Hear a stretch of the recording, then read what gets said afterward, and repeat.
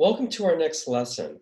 In this lesson, we're going to be learning how do you make team members who are pessimists to be more optimistic. Believe it or not, you can actually learn how to do this. So we're going to walk through several strategies that you can use for your team if you find that some of your pessimists are being so pessimistic, they're actually reducing team performance. So let's take a look at today's PowerPoint. We're going to be coaching for optimism to improve team performance. Now, when your team encounters a setback, optimists, they're going to be weathering it better. They're going to bounce back, but pessimists are more likely to give up and get depressed. The benefits of having optimistic team members are they achieve more, they earn more money, and they live longer. So this is all great for the corporation and for the team as a whole. Now, the good news is pessimists actually can learn the skills of optimism. The skill set that we want to learn is how to talk to yourself after a setback. This is also called changing your explanatory style. Now, this is how pessimists talk to themselves. They come up with negative statements in their own head that are personal, permanent, and pervasive. So let's take a look at each of these in detail. So here's a pessimistic explanatory style. I will always be hated by everyone. If we diagnose this, I is personal. Will always be is permanent, be hated by everyone. That's pervasive because it's going outside. Now here's an optimistic explanatory style, which is external, temporary, and specific. John was in a bad mood today and said he didn't want to play golf with me. Still a rejection. However, let's break this up. John was in a bad mood. That's external. It's not about me. I'm a bad person. John was in a bad mood. That's why he didn't want to play golf. So it's external, not internal. John was in a bad mood today. That's temporary. It's not every day. It's not all the time. So it's temporary. And said he didn't want to play golf with me. That's specific. He didn't say he didn't want to know me anymore. He didn't want to be my friend anymore. He just doesn't want to play golf today because he's in a bad mood. So notice how the way you explain things to yourself, you're not going to get as upset with being rejected with the golf game if you look at this reason. If you say, no one likes me at all and never will, then it's going to be upsetting when he doesn't want to play golf with you because you explained it to yourself in such a pessimistic way. Now, team members who need improvement to optimism, you might not know who needs it. However, if you answer yes to one of the following questions, you need to learn to be more optimistic. Number one, do they get discouraged easily? Two, do they get depressed more than they want to? Three, do they fail more than they think they should? If your teammates answer yes to at least one of these, you need to learn optimism. Now, here are 4 situations to use an optimistic explanatory style. So situation 1, you're in an achievement situation. You need to get a promotion, you're trying to sell a product, you're brainstorming with the team, you're trying to meet deadlines. Use optimism in these situations. Number 2, you're concerned about how you'll feel. You want to fight off depression and keep morale up for the team. Good to use optimism. Number 3, you have a protracted issue, a long-term issue that could impact physical health. You want to keep that immune function high. You want to create natural killer cells if people are trying to fight cancer. Then you want to have optimism on the team. So if people are having some health issues, optimism will make them healthier. Number 4 is if you want to inspire people, use optimism. Here's when not to use optimism. If you're looking at a risky or an uncertain future, if you're trying to counsel team members where their futures are dim, that they don't look very good, or you want to appear sympathetic to other people's troubles and just listen without trying to solve their problems. A quick test of when to use optimism, if the cost of failure is low, use optimism. If the cost of failure is high, do not use optimism. Next, we're going to move into what we call the ABCs, which stand for adversity, belief, and consequence. So complete the sentence in your head. Someone took your parking spot. Someone took the parking spot you wanted. That's the adverse event. The belief is blank. The consequence is you get angry and shout at them. So what belief did you have that made you get angry and shout at them? The belief could be, they're a bad person. They're rude. They saw me and they didn't care. They're not very nice. And they deserve for me to yell at them because I'm angry. So the belief is they are rude, and that's what got you angry, and you shouted at them. Now here's another one. You yell at your children for not doing their homework, but then you feel guilty and you believe to yourself, oh, I'm a lousy mother, I'm yelling. Well, what's the consequence? What do you do if you yell at your children and then you feel bad about it and you call yourself a lousy mother? You might do their homework for them. You might apologize. You might make them a cake or take them out for ice cream. So notice how the beliefs actually control the consequences. Now here's another one. Your best friend hasn't returned your phone calls. You think blank, and because of that, you're depressed all day. So your friend hasn't returned your phone calls. You think, I'm unlovable, nobody likes me, this is just proof of it, and you're depressed all day. So the belief made you depressed. But what about this? Your friend hasn't returned your phone calls, but the consequence is you don't feel bad about it and you go about your day. Well, what belief would make you have that consequence? Well, watch this. Your best friend hasn't returned your phone calls. You think they're busy or they lost their phone again or they forgot to charge it. They're always doing that. And you don't feel bad about it because it's not personal, it was them. Here's another one. You and your spouse have a fight, and you think to yourself, oh, I never do anything right. So what do? Probably apologize, buy them flowers, take them out to dinner. Watch this one. You and your spouse have a fight, and you think, they were in an awful mood today. So what do? Maybe you go out with your friends and leave your spouse alone to get into a better mood, or maybe you get a present for your spouse, or ask them, hey, what can I do to put you in a better mood? So your actions are going to change based on your beliefs. Here's another one. Your boss criticizes you. You have a belief and you're depressed all day. So your boss criticizes you. You think, oh my God, I'm going to get fired. I'm bad at what I do. And you're depressed all day. Well, watch this one. Your boss criticizes you, and as a consequence, you feel pretty good about what happened. So how does this sound to you? Your boss criticizes you, and you think, I'm better than my boss at my job, and they're jealous. That's why they criticize me, because I know I'm good at what I do. I'm going to feel pretty good about what happened because that's just proof that I'm pretty amazing because I know I did a good job. So you see how the belief actually creates the consequence of what you do and how you behave? Now I'm going to ask you to do this for yourself, and you can just do this privately. What bad thing has happened to you in the past, doesn't matter what it is, and what did you do or feel about that? Now, the last thing you fill in is the belief section, and you can use this any part of your life. So you do the bad event, then you write in what you did or felt, and then you fill in what is your belief that fueled that feeling or action. And it was your belief, an optimistic or pessimistic belief, that created the consequence of what you did or felt later. So now let's take that same bad event. So let's say I'll take something not super important.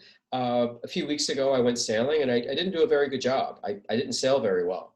So what bad thing happened and what did I do or feel? I cut the sailing trip short and I didn't feel very good. I didn't really have fun. Well, the bad belief could be I'm a bad sailor and I might not sail again if I believe that. But another belief that was actually more accurate and what I really did think was the bad event was I didn't sail very well. I thought to myself, it was way too windy that day. The weather was awful. And so I cut the trip short. I went home, didn't really have a lot of fun. But that was an optimistic explanation that I blamed the wind. I didn't blame myself. I'm an okay sailor. I'm not the best in the world, but I'm pretty good. And the wind really was bad that day. Now, here's how you deal with pessimistic beliefs. Two things you can do. You can either distract yourself or dispute the belief. Disputing the belief is going to be the better way to go, but we'll look at both of these. So, trying to deal with that pessimistic belief, how can you distract yourself? There's a few ways. One, it's really easy, is to scream, stop! Stop thinking that. That actually interrupts your thinking. Or you can get a rubber band and just snap it on your wrist, and that physical sensation will stop your thinking and distract you. Go exercise. That works for me. Go to yoga, go swimming, go take a walk, go golfing, go out with a friend. Take a break. Just get away from the situation. If you keep thinking those bad thoughts over and over again, you're getting nowhere with it. You're wasting your time. Go take a break. Go do something you enjoy. Now, there's also negative distractions. Some people go out and they drink or they smoke. That's something that people can do. I'm just going to be giving you the healthier alternatives for distraction. But disputation actually works better. How can you actually dispute a belief? One is you can debate with yourself. You can talk to yourself and take the other side of the argument, which is called taking the counter argument. So you can take the other side of the equation.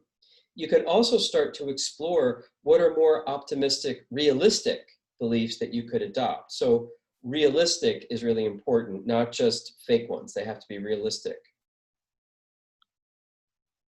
So there's 4 ways to effectively dispute your beliefs. There's evidence, there's alternatives, implications, and usefulness. So evidence is prove it. Is it factually correct? So let's say that you go out on a date with someone, date doesn't go very well, they don't call you back, and you say to yourself, I'm unlovable. Nobody likes me. Okay, prove it. Is that factually correct? Do you know for a fact that every single person on the face of the earth says, I don't love you, I don't like you? Probably not true. There's probably someone that likes you and probably someone that loves you. It's not the whole world, but everyone doesn't hate you. So the evidence, making yourself prove it, could stop yourself saying, just that one person didn't like me, not everybody in the world. So evidence is a good one. Next would be alternatives. Are there other reasons to explain the adverse event? So let's just stick with the date. I go out on a date, they never called me again.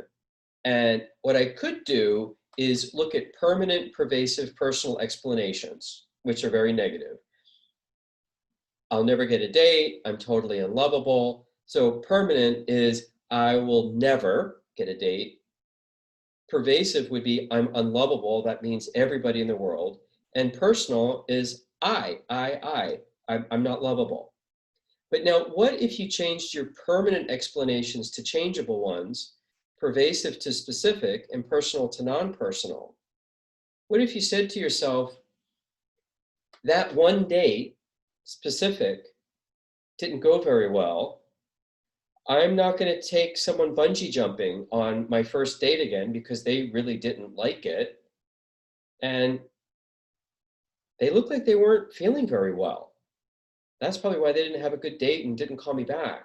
So they weren't feeling well as non-personal, as opposed to there's something wrong with me. So see if you can give alternative explanations that make the event changeable, specific, and non-personal. The next one to use is implications, that if you continue to hold this belief, what are the implications of that?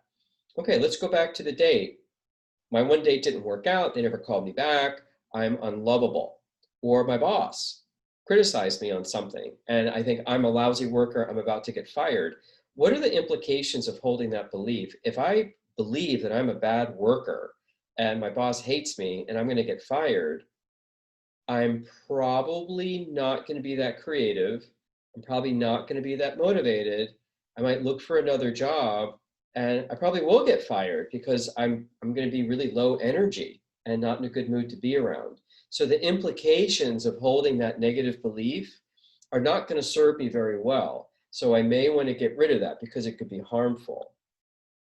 Next is usefulness. What's the usefulness of believing that my boss totally hates me and is going to fire me because they criticized me on one thing I did? So is this belief destructive? It could be. Maybe I go home and I just start drinking all night long instead of going to the gym, or I sit and watch TV and just eat a bunch of ice cream instead of going out with friends. That could be destructive.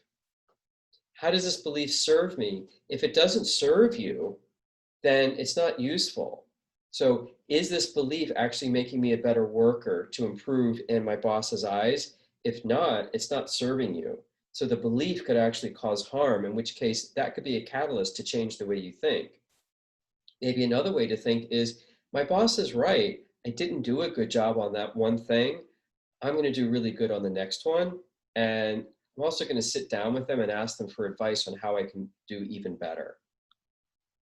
So now I'm going to ask you to try this in your head. This is called ABCDE. What's a bad event that happened to you? What's the adversity? What belief do you have about that? What was the consequence? What did you feel or do? And then could you dispute that belief with evidence, alternatives, implications, and asking yourself how useful it is? And once you've done all that, if you adopt a new belief, how do you see this change in the consequence? So this is energization, where you get energized by thinking, hey, by doing this exercise, I'm changing my belief to another belief that's better, that I believe, that will give me a better outcome. That's energizing. That can make you feel better. So let's say the boss criticized you. My belief could be, they were right. I appreciate them giving me feedback. I'm going to do better next time. So maybe the consequence would be making a meeting with the boss saying, could you tell me how I could do better? Because I want to do better for you. I really didn't like the criticizing that you gave me. I don't want that to happen again. Would you please help me? And they would probably really appreciate something like that. That's a lot better than going home and eating ice cream all night. Now, here are 3 steps towards optimistic thinking. One is explain the bad event as something that you can change. Yes, I got criticized by my boss, but that was just on one thing. I see that boss every day. I can behave differently. Confine it to the specific event. So instead of saying, I'm a lousy employee, I'm going to get fired, say, I didn't do well at that one thing, and my boss said some negative feedback. It was true. So it makes it specific. Could the blame be placed elsewhere? Could you say to yourself, you know what? I did the best I could. I got no guidance from my boss. He or she doesn't manage me very well. I'm left alone. I think it's my boss that's the problem, not me. I actually need more hands-on management. And they criticize me when they didn't help me, and they should have helped me to begin with. So you can place the blame elsewhere, but make sure that that blame is true. Don't just blame other people and not take responsibility for your own actions. So again, try to take permanent explanations into temporary explanations, pervasive into local, and personal to external. So again, instead of being, no one will ever love me, to say that one person didn't like me and I didn't like them. Instead of saying, I'm unlovable, you can make it local, that one person didn't like me. Instead of being personal, I'm an unlovable person, say they were in a bad mood, they weren't feeling very well. So it's how you explain it to yourself is important. And here's how you overcome excessive worry. One could be physical distraction. That's an easy one. Just go for a run, go work out. Also, if you just keep thinking about it, you're not getting anywhere with it, schedule a time to think it over, okay? And the last one is just write those troubles out in a journal. And just by writing them out can actually be incredibly helpful to you. You could also get what we call disputation partners, where you find a trusted coworker or friend. You write the ABCDE out ahead of time. You then ask that coworker to attack you with your worries, where they say, you're unlovable, you're a bad person, you're a bad worker, your boss hates you, they criticized you. And then you can debate them with the ABCDE, and you'll start to say, I'm not a bad worker, I did one bad thing, I was called out on it, which was true, but I can certainly improve. So you dispute with them, you actually argue back, defending yourself. So again, with the disputation partner, you have to come up with and write this out ahead of time. What's the bad event? What belief did you have? What did you feel or do about it? Write out your disputation. What evidence, alternatives, implications, usefulness, answer those questions. And then try to adopt a new belief and see how this could change the consequence. Now here's your 20-minute homework. I'm going to ask you to write a A, B, C, D, E. So write out an adverse event. What's the bad event that happened? What's your belief about it? And what did you do or feel? What was the consequence? And then go through the disputation. What evidence was there for that belief? What alternative beliefs could you have? What are the implications of those beliefs? And how useful is it? Then through energization, adopt one of the new beliefs that you came up through evidence, alternatives, implications, and usefulness. And how do you see this potentially changing the consequence? You can apply this to any area of your life, and this is exactly how you're going to become a more optimistic person if pessimism is a challenge for you. So that is the end of today's short lecture. So I look forward to actually reading your homework and seeing how this is improving your lives and how you can improve the lives of others on your team. I'll see you next time. Bye-bye.